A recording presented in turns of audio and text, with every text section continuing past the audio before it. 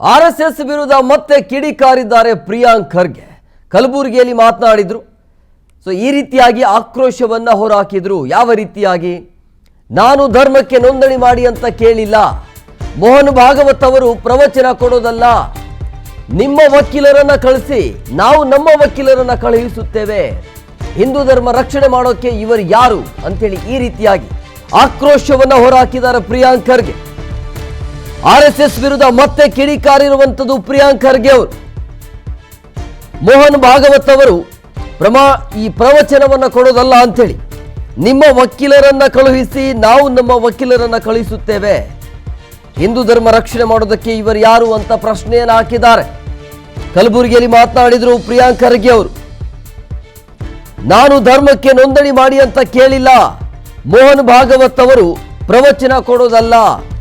ನಿಮ್ಮ ವಕೀಲರನ್ನ ಕಳುಹಿಸಿ, ನಾವು ನಮ್ಮ ವಕೀಲರನ್ನ ಕಳುಹಿಸುತ್ತೇವೆ. ಹಿಂದೂ ಧರ್ಮವನ್ನ ರಕ್ಷಣೆ ಮಾಡೋಕೆ ಇವರು ಯಾರು? ಅದರ ಜೊತೆಗೆ ಅಯೋಧ್ಯೆ ರಾಮ ಮಂದಿರ ದೇಣಿಗೆ ಕಳವು ಪ್ರಕರಣದ ವಿಚಾರವಾಗಿ ಕೂಡ ಮಾತನಾಡಿದರು.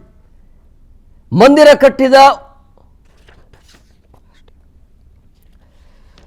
ಹಂಗಾಗಿ ರಾಮ ಮಂದಿರ, ಅದರ ಜೊತೆಗೆ ಆರ್ಎಸ್ಎಸ್ ವಿಚಾರವಾಗಿ ದಿನ ಬೆಳಗಾದ್ರೆ ಸಾಕು, ಒಟ್ಟಿನಲ್ಲಿ ಆರ್ಎಸ್ಎಸ್ ಬಗ್ಗೆ ಮಾತನಾಡಬೇಕು ಅಂಥೇಳಿ ಪ್ರಿಯಾಂಕ್ ಖರ್ಗೆ ಅವರು ಅಂದ್ಕೊಂಡಿದ್ದಾರೆ ಅಂತ ಅನ್ಸುತ್ತೆ. ಹಂಗಾಗಿ ಇವತ್ತು ಕೂಡ ಆರ್ಎಸ್ಎಸ್ ವಿರುದ್ಧ ಆಕ್ರೋಶವನ್ನು ಹೊರಹಾಕಿದ್ರು. ಜನ ಪ್ರಶ್ನೆ ಮಾಡ್ತಾ ಇರುವಂಥದ್ದು ಪ್ರಿಯಾಂಕ್ ಖರ್ಗೆ ಅವರಿಗೆ. ಬೆಂಗಳೂರಿನಲ್ಲಿ ಕ್ರೈಮ್ಗಳ ಸಂಖ್ಯೆ ಜಾಸ್ತಿ ಆಗ್ತಾ ಇದೆ. ಜನ ಭಯದಿಂದಲೇ ಓಡಾಡುವಂಥ ಪರಿಸ್ಥಿತಿ ನಿರ್ಮಾಣ ಇದೆ. ಜನ ಮೊದಲು ನೆಮ್ಮದಿಯಿಂದಾಗಿ ಬದುಕಬೇಕು, ಅದಕ್ಕೆ ಏನು ಮಾಡಬೇಕು ಅದರ ಕಡೆ ಗಮನ ಕೊಡಿ, ಆರ್ಎಸ್ಎಸ್ನ ಬಿಟ್ಟಾಕಿ ಅಂತೇಳಿ. ಆದರೂ ಕೂಡ ಆರ್ಎಸ್ಎಸ್ ಬಗ್ಗೆ ಇವತ್ತು ಮಾತನಾಡಿದರು. ಕೊಡಿಸ್ತಾರೆ MHAಯಿಂದ. ನಮ್ಮದು ಈಗೆಲ್ಲ ನಿಮ್ಗಾಗಲೇ ಸ್ಟಾರ್ಟ್ ಮಾಡಿದ್ರಲ್ಲ, 20-25 ವರ್ಷದಿಂದ ಸ್ಟಾರ್ಟ್ ಮಾಡಿರಲ್ಲ. ಈಗ ನಿಮ್ಮ ಬುದ್ಧ ವಿಹಾರದು, ನಂದು, ಹೌದು ಎಲ್ಲ ತೆಗಿತಾರೆ. ನಮ್ಮ ಅಣ್ಣನ ತೆಗಿತಾರೆ, ತೆಗಿತಾರೆ. ನಾನು ಯಾರಿಗೆ ಮದುವೆ ಆಗಿದ್ದೀನಿ, ಹೆಂಗಾಗಿದ್ದೀನಿ, ನನ್ನ ಮಕ್ಕಳು ಹೆಂಗಿದ್ದಾರೆ, ಪ್ರಿಯಾಂಕ್ ಬೆಳ್ಳಗನ ಕಪ್ಪಗನ, ಇವೆಲ್ಲ ಸ್ಟಾರ್ಟ್ ಆಗ್ತದೆ. ಇದು ಪ್ರಾಸಿಕ್ಯೂಷನಿಗೆ ನೋಟಿಸ್ ಕೊಡ್ತಾರೆ. Do I look scared? Sir, ಈಗ ಎಲ್ಲನೂ ನಾನು ಇಲ್ಲಿ ಚರ್ಚೆ ಮಾಡಿದ್ರೆ ಅವರಿಗೆ ಬಿಡ್ತೀರಿ ನೀವು ಕೊಡಲಿಕ್ಕೆ? Let them also answer. Why should I answer for them? ನಾನು ಅವರಿಗೆ ಯಾಕೆ ಉತ್ತರ ಕೊಡಬೇಕು? ನಾನು ನೀವು ಮಾಡಿ, ಅರೆ ಸರ್ ನೀವು ಮಾಡಿ, ನಂದು ಆಕ್ಷೇಪ ಇಲ್ಲ. ನಿಮ್ಮ ಸಾಂಸ್ಕೃತಿಕ ಸಂಘಕ್ಕೂ ಇಲ್ಲ. ನೀವು ಕ್ರೀಡಾ ಸಂಘನ ಮಾಡ್ಕೊಳ್ಳಿ, ನೀವು ಯಾವುದಾದ್ರೂ ಧಾರ್ಮಿಕ ಸಂಘನ ಮಾಡ್ಕೊಳ್ಳಿ, ನಂಗೆ ತಕರಾರೇ ಇಲ್ಲ.